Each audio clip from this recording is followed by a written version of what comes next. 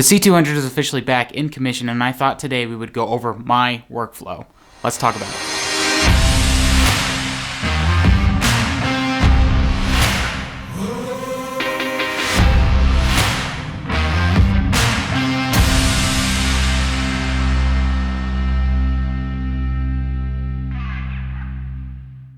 What's up, everybody? Welcome back to NBC Arts. On this channel we talk about everything in and around the filmmaking sphere, and today we are talking about my workflow, specifically my post-production workflow. In my last video I talked about how I really couldn't film on my C200 because I sold my Sigma 18 to 35. Well, I have since replaced that with a 70 to 200, and now my kit is officially shrunk down and complete for this year. Super exciting.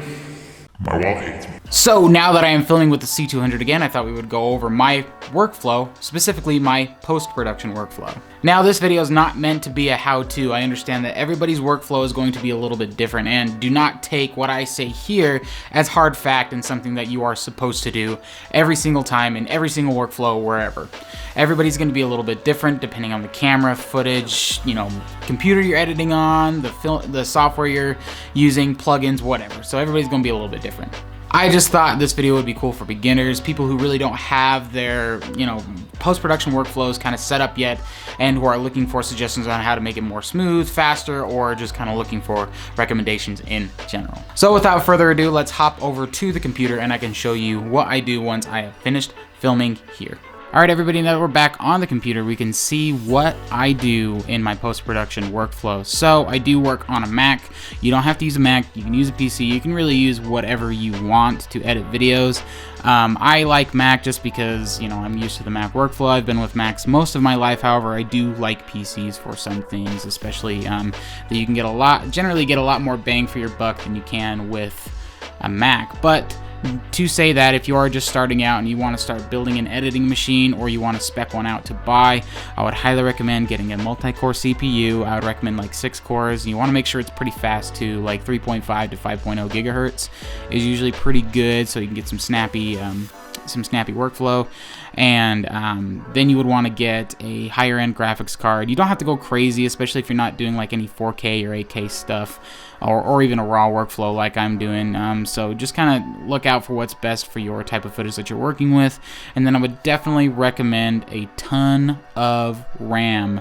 You're going to be using a lot of different programs, a lot of different plugins and everything else like that, and you want to make sure you have plenty of space in your RAM for those programs and files to live in, so that your CPU doesn't have to keep going to the hard drive to access that stuff, because that will slow down your workflow entirely. But if it does have to go to the hard drive, I would recommend getting an SSD over a traditional hard drive. So once I've brought in my footage and I have the SD card inserted into my computer, I do open the Cinema Raw development app. Now, this is a free app from Canon. You don't have to use it if you shoot with Cinema Raw live footage. A lot of people don't like this app. I do. I think it does pretty well and it goes pretty fast, but some people use DaVinci Resolve, and you can do basically the same thing when you import your media through that. So what you do generally when you first open up this app is you would go over to your Canon SD card, you would find your footage, and I found it here. So these are the 2 clips that are on this card. I like to format my cards every time before I shoot. I generally keep track of all of my footage, but it would suck if I didn't format a card for sure. So once you select a clip, it comes over into this preview panel, and you can kind of change some of your settings over here. Right now it's set at shoot settings, so I can't really change a lot, but you can come down here to custom settings, and then you can change your white balance and your white shift. So basically those control like the magenta shift or the green shift, and then this will control your white balance here. You can set it in kelvins. So your shoot setting for your ISO, 800 is generally what I leave it at. That is like the close to the native ISO. I think the native ISO for C-Log 3, which I shot in here, is like 640 or something like that, but I shot at 800. The C200 is pretty clean, and when it shoots, it's not a whole lot of noise that I notice. So I generally keep that to the same. Brightness, I can brighten the image up, but I like to do that in post when I'm color grading and color correcting my footage, so I won't worry about that now. But what I do like to add is just a touch of sharpness. I usually bring it up around one or two or so. It's kind of just crispens up the footage a little bit, makes it just, a little bit nicer. And then noise reduction, like I said, I usually don't have to generally do this, but if you did have a noisy clip, you can come down here to the noise reduction, and it can help out quite a bit. So once I have all of this stuff done here, all I'm going to do is select Add to Export Queue, okay? And so now that this is added to the export queue, all these settings will go to this clip here, okay? And what I do generally for my export stuff is I export out to 2K. I don't edit in 4K, I edit in 2K. And so what you would want to do when you come over to here, you click this little gear icon and this menu will pop up here, and you have your choices for your export file. So I usually export the full quality files. If you want to edit in proxies and stuff like that and do a proxy workflow, that works as well, especially if you have a lower power machine. That will definitely help out a lot. And then you can browse here. Generally what I like to do now is I like to create a new folder, and I like to name it what I'm going to do here. So get out of here. So I generally like to rename the folder, and I like to name it what the project is called. So this one is going to be workflow. Whoops, workflow. Got it. Sweet. So this is going to be more workflow video, and so now you would go over to browse. Okay, desktop, and then workflow. Open. And so now all these files will save to the workflow folder. Now generally I like to work off of my desktop. That way if I exit out of a project, or if Final Cut crashes for whatever reason, it rarely does, I have all of my stuff right here visually. I don't have to go digging through my documents folders or anything else like that. And all of my cache and my media files from Final Cut Pro do save to the desktop as well. I've set it up that way so that I can have easy access and deleting some of the stuff that I don't need to keep my hard drive space clear. Alright, so now that that's out of the way and we have where our files are going to be sent to, we can go over to here to full quality type of the output clips, right? So now I have ProRes 422 HQ. I wish they had just regular 422 for an option here. I think it would cut down on the amount of how large these files are, because granted, Cinema Raw Light files are really big, but ProRes 422 HQ files are equally as big, and I wish they would add a 422 option instead of just 422 HQ. But I just keep it a 422 HQ because Apple ProRes, Apple Computer, Apple software, it all works similarly. So what I do here is I do a 2K resizing. You can do 4K or 2K. I like doing 2K, especially when I'm working with Cinema Raw Light stuff. It does the 17:9 aspect ratio, so you have a little bit more on each side, especially when you're watching a movie. I keep it on 1.0 squeeze factor. If you're working with anamorphic footage, you would obviously want to choose either 1.3 or 2 times, depending on what your squeeze ratio is on that, to get a super wide cinematic look. Your cross aspect ratio, you can do it 17:9, 2.939 to 1. If you want to do like an automatic crop and you don't have to worry about doing it in your editing software, you can do it here. Generally, if I wanted to do something, where I'm like filming in a movie, or I wanted 2.39, I could choose that here, or I can do 17:9, but I usually just do original size, and it keeps it at the 17:9 aspect ratio. So I shot in the cinema gamut. You can choose whatever gamut you want depending on what you're doing. P3 DCI is usually for like movie stuff. BT 2020 HDR, I just keep it a cinema gamut since usually I'm going to the web. I think that's fine. C-Log 3 is fine. C-Log 2 has a lot more dynamic range, about 2 more stops than C-Log 3 does, but since I'm filming inside, C-Log 3 is just fine. These 3 I really usually don't worry about. This is a Rec 709 thing. This is a little bit flatter than Rec 709, and DCI is just kind of, for that P3 color gamut. So I just keep it at C-Log 3. I usually don't change that, so I'm going to click OK, and you can click yes, and then now we are here. So now that we're all done, we can click this export button here. I'm only going to do the first clip. I won't bother you with the rest of it. It's usually just about the same, but just for the sake of that this is my workflow here, I'm going to keep these settings the same, and then I'm going to add to export queue. So now that we are both here, we can click the export button, and it's just going to do its thing. So it has 2 clips to do. I usually do this with a lot more clips, especially if I have like B-roll and stuff, so it will take a little bit. This is the one downside, in my opinion, of the raw workflow because it does take a little bit longer. I wish that I can record 10-bit 422 ProRes internal on my Canon, and I really don't want to go out and get a whole new camera just to get 10-bit ProRes when I can do this here. This usually doesn't take pretty long. Right now I'm recording on OBS, so it's going to take a little bit longer, so I will see you when this comes to a close. Okay, so now once the Cinema Raw development app is done, you will get this message say all exports are completed successfully. Okay, and so now we can come back here into the folder that we created earlier, and you'll have these two things. Now I like to separate everything out into subfolders. Now, depending on how fast I need the project done, sometimes this doesn't happen, but as long as all the assets are in this folder for the project to access, I'm good. So right now we're going to click create new folder, and we're going to do raw footage. Okay. Now this isn't raw as in raw, but like, I mean, this is the raw unedited footage, and so we're gonna take these two things and we're gonna drag them right into this. Okay, so now we have this folder here.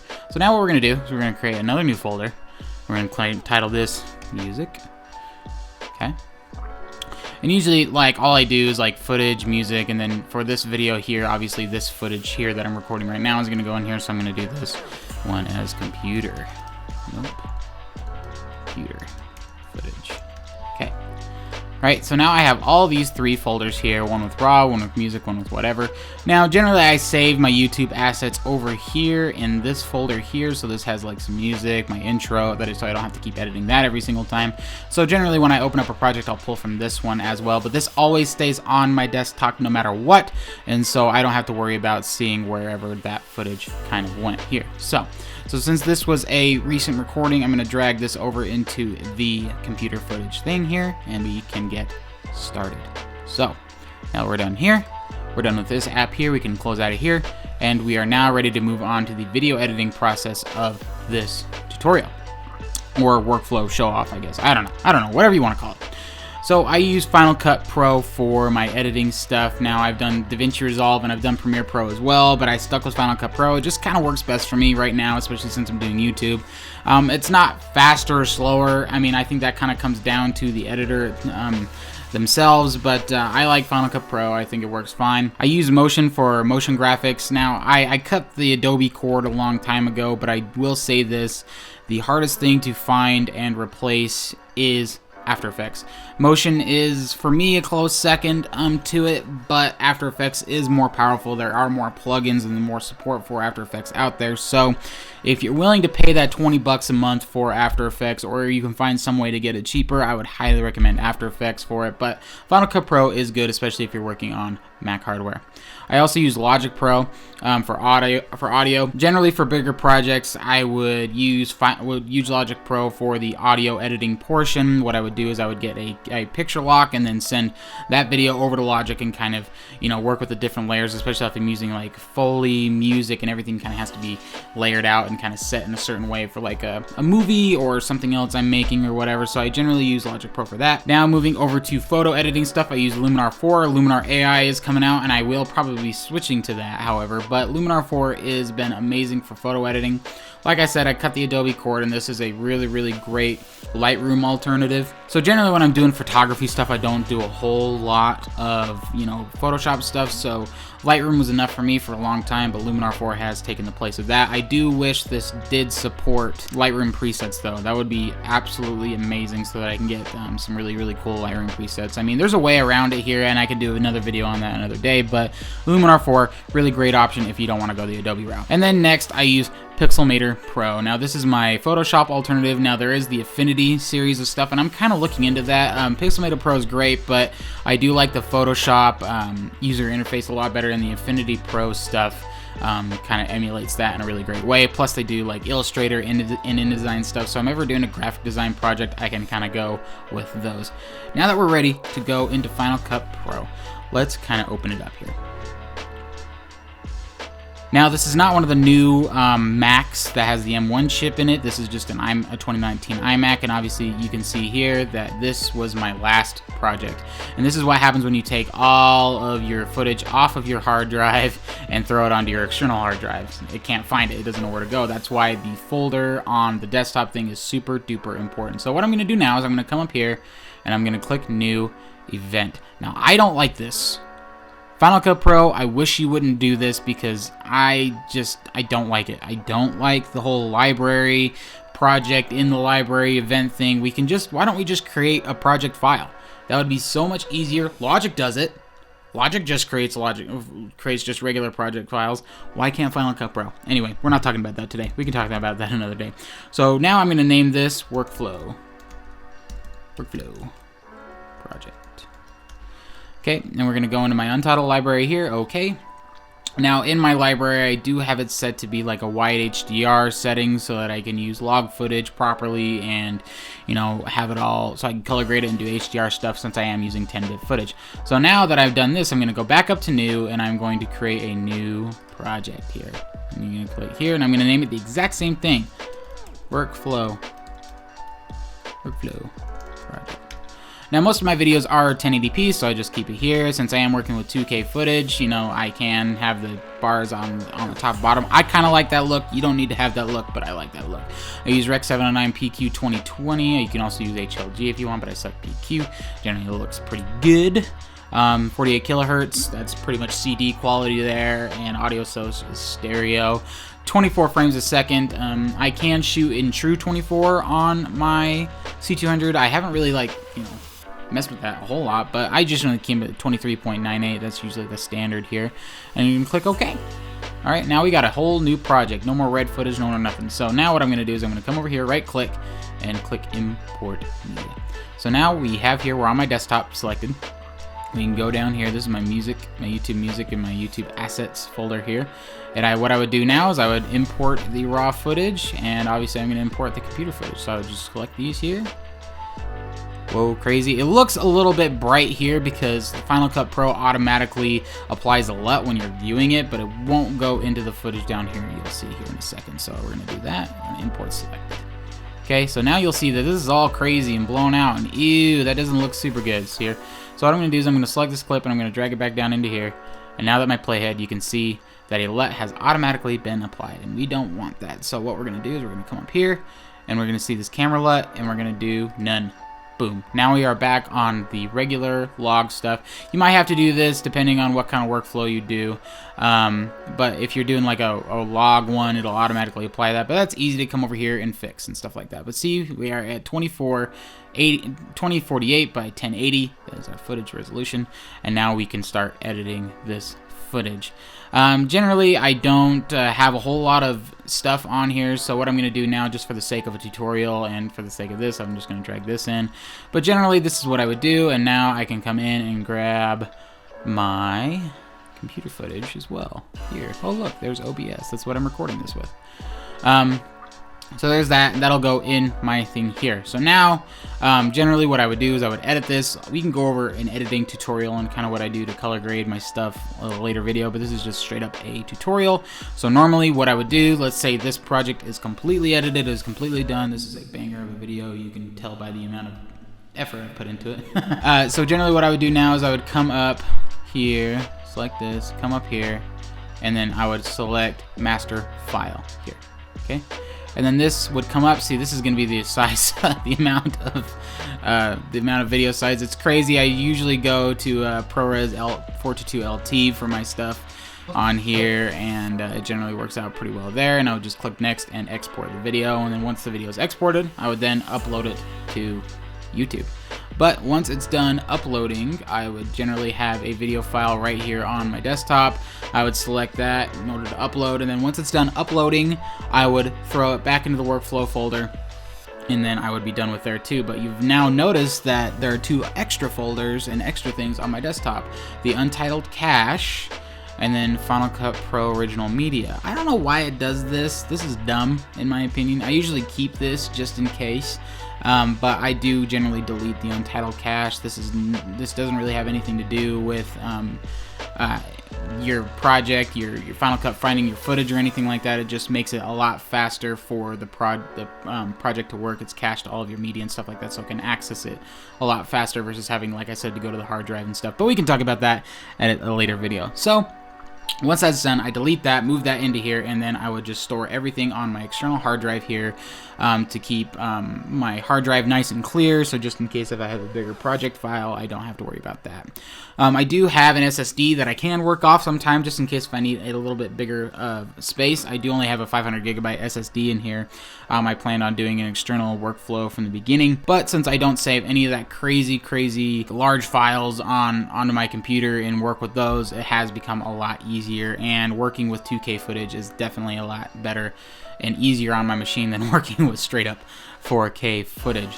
So that is about it for my tutorial, so I will see you guys back at the camera. Well guys, that is about it for this video. I hope you got something out of it, whether you're looking into starting up your own YouTube channel, or you're just looking to streamline your workflow already, or if you just wanted to look into my raw workflow that I use with the C200. I really like this style video, and I hope to do more something like this in the future. Editing is a huge part of filmmaking, and I would love to kind of bring that to the channel instead of just talking about the actual filming portion of filmmaking. Well guys, that's about it for the video. If you liked it, leave a like and a comment down below. If you want to see more from me, make sure you hit that subscribe button and ring that bell for notifications so you don't miss a single video I produce. And as always, I will see everybody in the next video.